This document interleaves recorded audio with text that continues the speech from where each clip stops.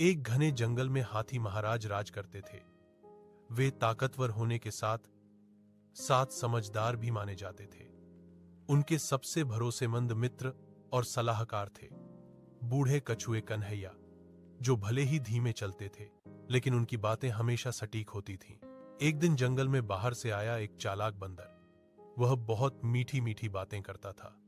उसने हाथी महाराज से कहा, महाराज, मैंने तो आज तक आप जैसा शक्तिशाली राजा नहीं देखा। पूरा जंगल आपकी ताकत से कांपता है। हाथी महाराज यह सुनकर खुश हो गए। बंदर रोज उनकी तारीफ करता, उनकी हर बात पर सिर हिलाता। धीरे धीरे हाथी महाराज ने कछुए कन्हैया की बातें सुनना कम कर दिया। कन्हैया ने एक दिन चेतावनी दी, महाराज, यह बंदर स्वार्थी है।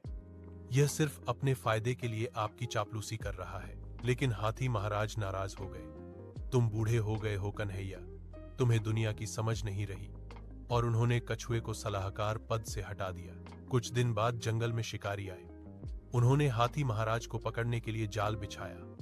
हाथी महाराज फंस गए और जोर जोर से चिल्लाने लगे। उन्होंने बंदर को पुकारा, मित्र, जल्दी जंगल वालों को बुलाओ। लेकिन बंदर डर के मारे बोला, महाराज, मैं तो छोटा सा जानवर हूं, मेरी जान चली जाएगी। और वह पेड़ों पर कूदता हुआ भाग गया।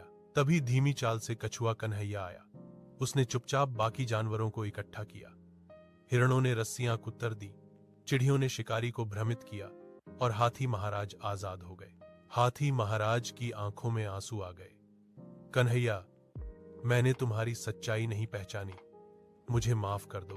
कछुए ने मुस्कुराकर कहा, महाराज, सच्चा मित्र वही होता है जो मुश्किल में साथ खड़ा रहे, न कि सिर्फ तारीफ करे।